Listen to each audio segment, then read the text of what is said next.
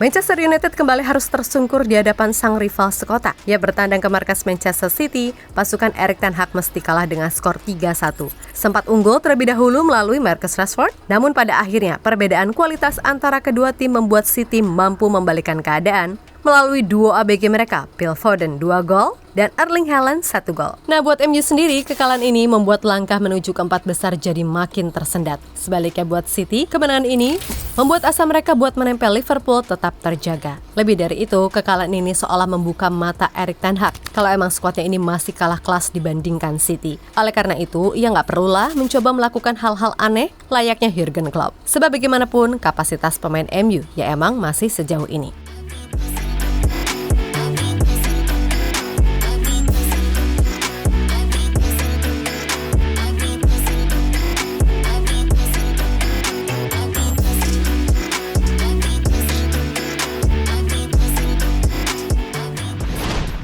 Pekan ke-27 Liga Inggris diwarnai dengan pertandingan yang harusnya jadi laga big match. Sebab di pekan tersebut mempertemukan tim satu kota yang kini berbeda nasib. Ya, Manchester City yang sedang menikmati masa jayanya, sedangkan MU yang selepas Sir Alex masih mencoba untuk terus bangkit mencari jati diri mereka kembali. Nah, di laga ini sendiri Pep menurunkan 11 pemain terbaik yang ada saat ini, seperti De Bruyne, Bernardo Silva, Phil Foden, Rodri, dan Haaland. Sedangkan MU, ini tim benar-benar kasihan deh. Di belakang mereka kehilangan Maguire, Lisandro, dan Luke Shaw. Kemudian di depan mereka juga kehilangan Rasmus Højlund. Alhasil mau tak mau, Ten Hag harus bisa memaksimalkan pemain yang ada.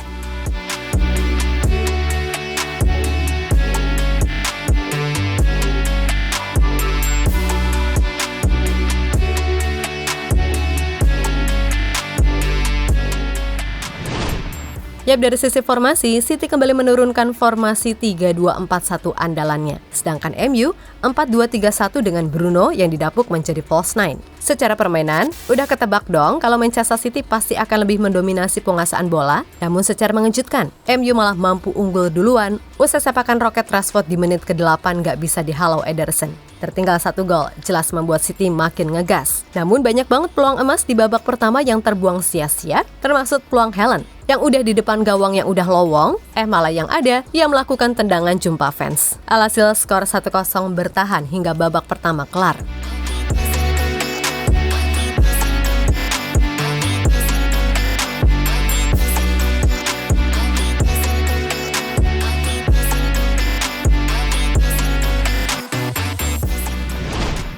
Nah, masuk di babak kedua, City yang lebih menaikkan intensitasnya berulang kali membombardir gawang Onana. Setelah berulang kali mencoba, akhirnya Phil Foden sukses mencetak 2 gol, masing-masing di menit 56 dan 80.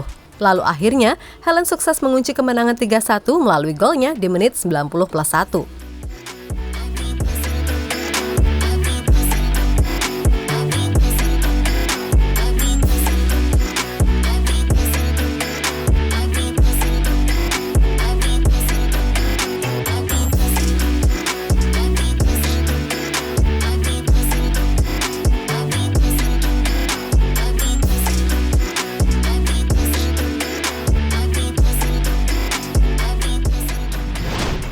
Ya, harus diakui, kalau dari sisi manapun City ini unggul segalanya. Apalagi MU harus main tanpa pilar utama. Lawang full tim aja susah menang, apalagi ini yang skuadnya pincang. Dan dilihat dari statistik, ya emang City layak banget menang. Sesimpel itu. Yang mana City mampu mencatatkan possession 73%, lalu melepas total 27 shots, dan mendapatkan 4 big chance dengan nilai XG 3,33. Sedangkan MU, walah mereka cuma bisa melepas total 3 shots dan mendapatkan 1 big chance serta nilai XG-nya cuma 0,25. Maka dari itu sekali lagi, sudah sewajarnya kalau City ini memang layak untuk meraih 3 poin. Mulai dari skuad, permainan, dan eksekusi, semua City lebih baik, dan itu fakta.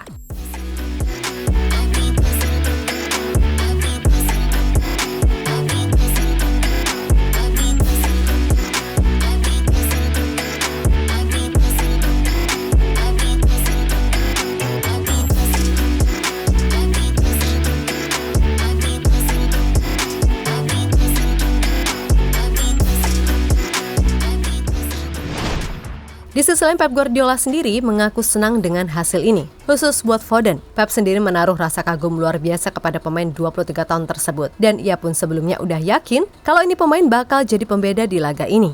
Musim ini adalah momentum untuknya. Ya, saya rasa dia adalah salah satu yang terbaik. Saya selalu merasa dia akan mencetak gol. Di sesi latihan saya merasakan itu.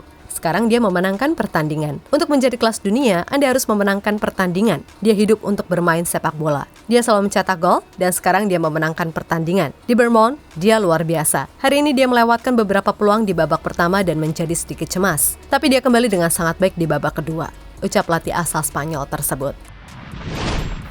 Sementara itu, Erik ten Hag mengaku kalau bagaimanapun Manchester United harus tetap maju dengan caranya sendiri. Dan ia yakin musim ini, Setan Merah dengan skuad apa adanya ini bisa lolos ke zona Liga Champions musim depan.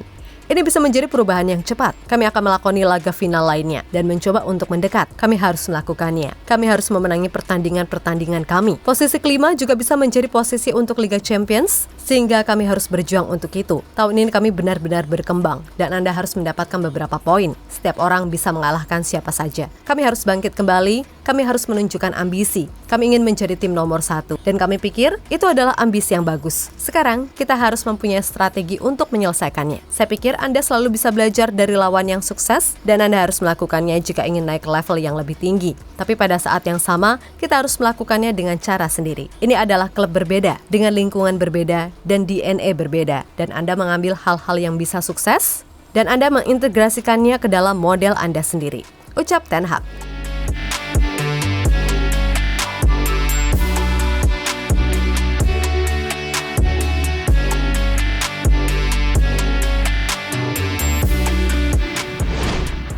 Ya, bagaimanapun Ten Hag masih harus banyak belajar, terutama kepada Pep. Gimana soal mengatasi krisis yang ada? Sebab tak bisa dipungkiri, yang bikin MU sering kali keok, ya gara-gara Ten Hag salah dalam mengambil keputusan. Seperti contohnya di laga ini. Dilansir dari Mirror, atas dasar apa Ten Hag tetap memaksakan main dengan 4-2-3-1 kalau stok pemainnya nggak mumpuni? Yap, Ten Hag ingin meniru idealisnya Jurgen Klopp, tapi ujung-ujungnya malah kena hajar kan sama duo ABG City, yang mana Ten Hag sebenarnya bisa aja main dengan 3 back, sebab Evans tahu sendiri udah lanjut usia. Jadi dengan sistem 3 back itu kan membuatnya bisa lebih menghemat tenaga. Lagi pula Lindelof ditaruh di back kiri yang ngapain gitu loh. Jika main dengan 3 back, masih ada El Gangsing Anthony yang bisa ditaruh di wing kiri. Meskipun ini pemain ya gitu-gitu aja, tapi minimal secara etos kerja, Anthony masih oke. Dengan begitu kan Casemiro dan Mainu bisa lebih rapat, sedangkan Rashford, Bruno, dan Garnacho bisa bergerak lebih mobile. Ya mendingan gitu daripada Bruno ditaruh jadi false nine, malah nggak bisa optimal mainnya dan terkesan bingung mau ngapain.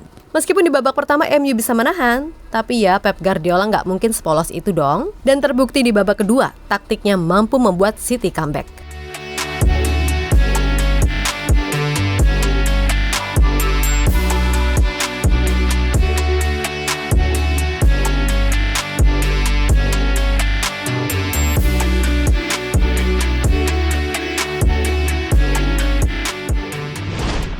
Ya pada akhirnya segala hal udah terjadi, dan buat fans MU yang sentosa, nggak apa-apa. Toh nggak ada juga kan yang berekspektasi tinggi sama Setan Merah di laga ini, pemain banyak cedera. Benchnya menyedihkan, bahkan jika diadu sama Persib aja belum tentu menang. Lalu melawan Manchester City, yang udah bisa diperkuat De Bruyne, dan mainnya di kandang pula. Ya udah, nggak kebantai aja udah syukur gitu loh. Intinya Pak Ten Hag masih harus banyak belajar jika ingin mencapai level Pep ataupun Jurgen Klopp. Dan oh ya, satu lagi. Please lah, kurang-kurangin takabur sebelum laga, oke? Sebab optimis dan takabur itu adalah dua hal yang berbeda. Kalau udah gini malu sendiri kan ya? Untungnya Pep orangnya santai. Jadi ya udah, kalem aja gitu loh. Toh ujung-ujungnya menang juga kan?